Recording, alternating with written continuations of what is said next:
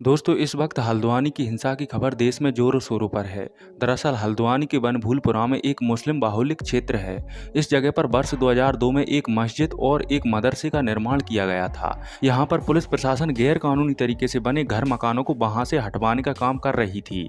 इसी बीच गैर कानूनी तरीके से बने एक मदरसे की जाँच की जाती है और उस गैर कानूनी तरीके से बने मदरसे को वहां से हटाए जाने का काम शुरू हो जाता है, परंतु वहां के स्थानीय लोगों ने आगजनी शुरू कर दी और पत्थर फेंके।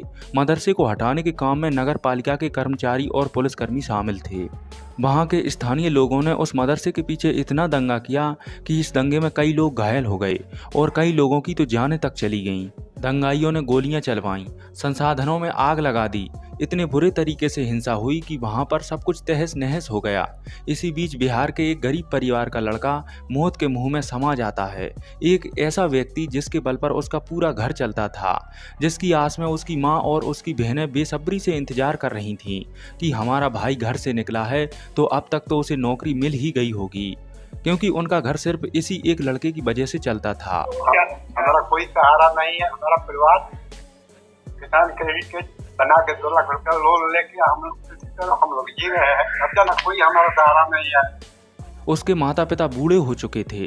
दरअसल ये दुखद कहानी शुरू होती है बिहार के आरा से, जहाँ से एक गरीब घर का लड़का, जिसको बिहार में कहीं पर भी काम नहीं मिलता है, कोई ऐसा काम नहीं मिलता है या इतना पैसा नहीं मिल पाता है जिससे कि उसके घर वालों की जिंदगी निर्वाह हो सके, जिस कारण नौकरी की तलाश में वह लड़का उत्तराखंड के नैनीताल में जा पहुँचता है। वह दोपहर के वक्त उत्तराखंड में पहुँच जाता है और घर पर अपनी माँ से फोन पर बात करता है और कहता है कि माँ, मैं पहुँच गया हूँ, तुम चिंता मत करना, काम मिल जाएगा।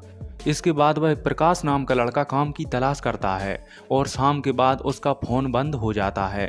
घर वालों के बार बार फोन करने पर उसका फोन स्विच ऑफ बताता है और परिवार वालों से कोई भी संपर्क नहीं होता है, जिससे घर वालों को चिंता होने लगी। अगले दिन हल्द्वानी पुलिस द्वारा परिवारजनों को सूचित किया जाता है कि प्रकाश की हल्द्वानी दंगे में मौत हो गई है। इसके बाद प्रकाश के बहनोई, जो कि दिल्ली में कुछ काम करते थे, वह हल्द्वानी पहुंचते हैं और वहां पर देखते हैं कि हल्द्वानी के एक मेडिकल कॉलेज में प्रकाश का मृत शव पड़ा हुआ है और उसके सर के पीछे कई गोलियों के निशान हैं। ये खबर सुनते ही उनके पूरे परिवार में गंभीर माहौल हो जाता है। उनके रोने की चीत्कार से पूरा गांव गूंज उठता है। उनकी बहन और बूढ़े माता पिता का रो रो कर बुरा हाल था। अब उनके परिवार में कोई भी कमाने वाला नहीं बचा। हालांकि उनकी बहनें और माता पिता पढ़े लिखे हैं।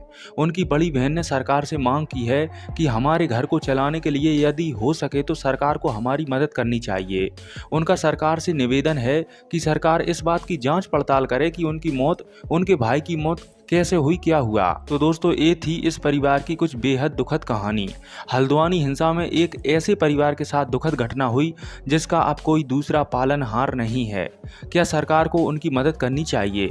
आपका इसके बारे में क्या ख्याल है, जरूर बताइएगा। मिलते हैं अगली वीडियो में एक नई जानकारी के साथ, एक नई और रोचक जानकारी के साथ। जय भारत भूमि।